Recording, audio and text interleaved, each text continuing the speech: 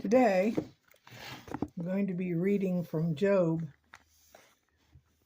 Majority of people should know about the story of Job and the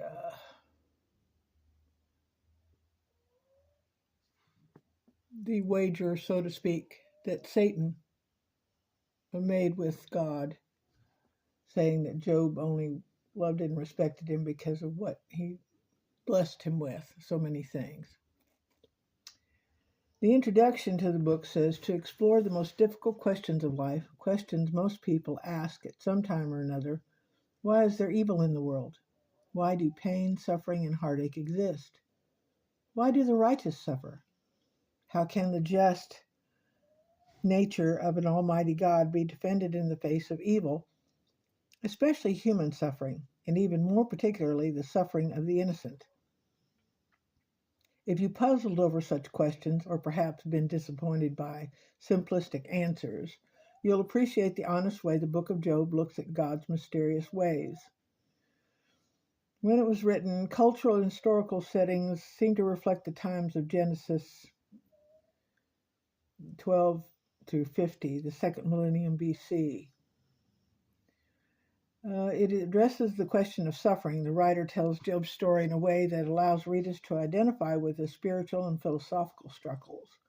Like a counselor to those who suffer, the writer of Job vividly illustrates an inadequacy of human logic to explain the reality and the nature of evil in the world. Now, I'm not going to go through all of Job. I've been led to just concentrate on when the Lord speaks and then Job's final answering. Now, all through this book, his friends are trying to tell him, because it was believed at that time that if you suffered is because you sinned. And Job was defending himself because, he made sacrifices and prayers and everything for his children, just in case one of them did sin. He was always very conscientious about that. And after some time and some suffering, he couldn't understand why he was suffering. I mean, as far as his logic was concerned, he did everything right. And he was getting a little angry with God for putting him through this when he'd been so faithful.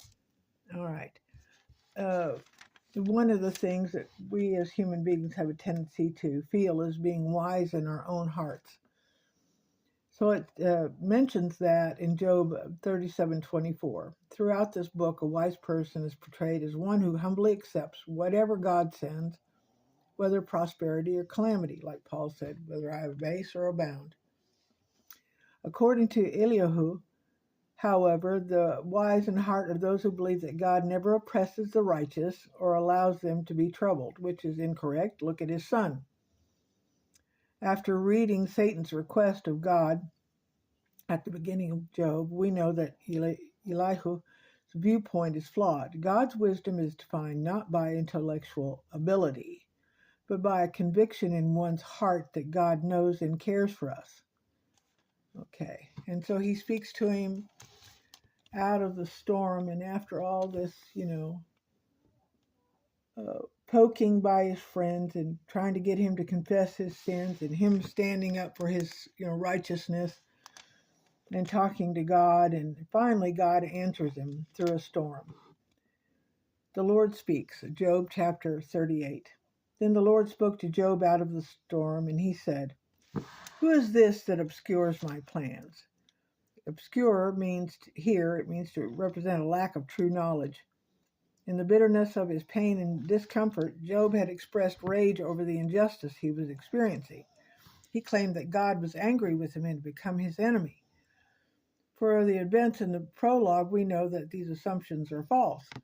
Job's biggest problem was his ignorance. He could not comprehend the complexity of God or the world he had created. Who is this that obscures my plans with words without knowledge? Brace yourself like a man, and I will question you, and you shall answer me. Where were you when I laid the earth's foundations? Tell me if you understand. Who marked off its dimensions? Surely you know. Who stretched a measuring line across it? On what were its footings set? And who laid its cornerstone? while the morning stars sang together and all the angels shouted for joy. Who shut up the sea behind doors when it burst forth from the womb? When I had made the clouds its garment and wrapped it in thick darkness? When I fixed limits for it and set its doors and bars in place? When I said, "This is far you may come and no farther. Here is where your proud waves halt"? Have you ever given orders to the morning or shown the dawn its place? It might take the earth by its edges and shake the wickedness out of it. That it might take the earth by its edges and shake the wickedness out of it. The earth takes shape like clay under a seal. Its features stand out like those of a garment. The wicked are denied their light, and their upraised arm is broken. Have you journeyed to the springs of the sea or walked in the recesses of the deep? Have the gates of death been shown to you? Have you seen the gates of the deepest darkness? Have you comprehended the vast expanse of the earth? Tell me, if you know all this. What is the way to the abode of light, and where does darkness reside? Can you take them to their places? Do you know the paths of their dwellings? Surely you know, for you were already born. You have lived so many years. Have you entered the storehouses of the snow and seen the storehouses of the hail, which I reserve for times of trouble, for days of war and battle? What is the way of the place where the lightning is dispersed, or the place where the east winds are scattered over the earth? Who cuts a channel for the torrents of rain, and a path for the thunderstorm, to water a land where no one lives, an uninhabited desert, to satisfy a desolate wasteland and make it sprout with grass? Does the rain have a father? Who fathers the drops of dew?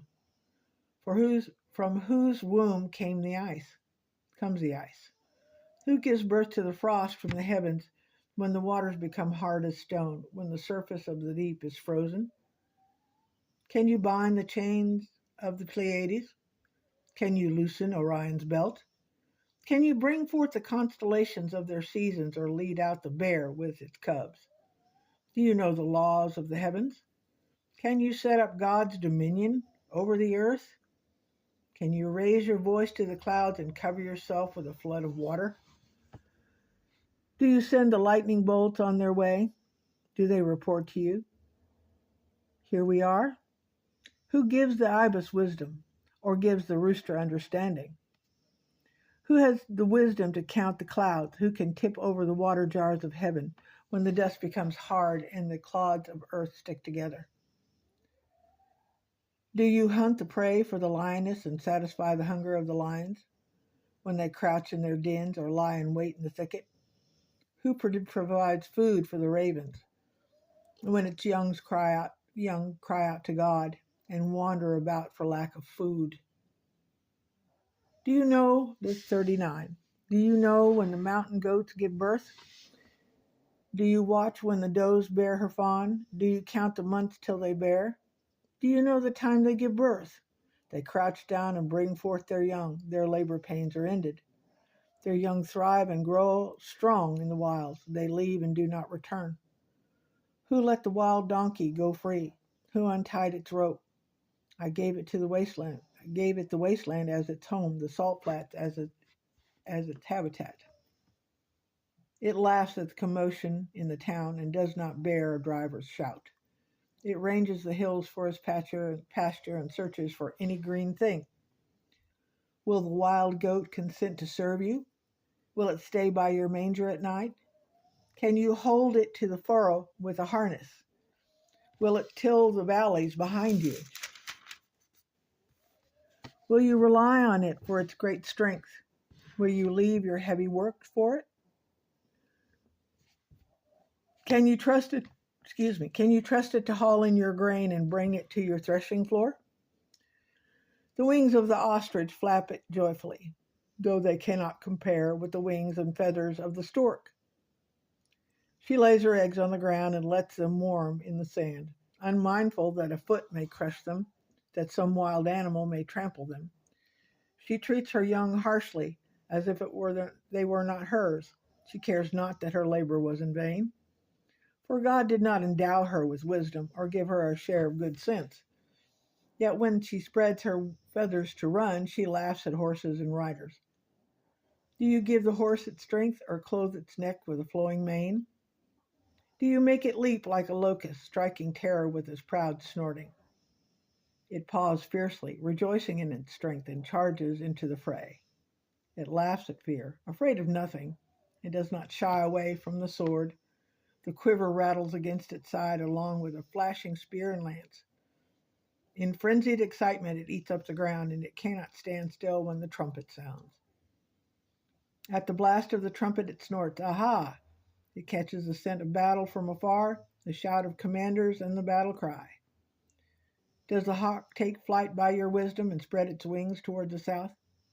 Does the eagle soar at your command and build its nests on high? It dwells on a cliff and stays there at night. A rocky crag is its stronghold. From there it looks for food. Its eyes detect it from afar. Its young ones feast on blood, and where the slain are, there it is.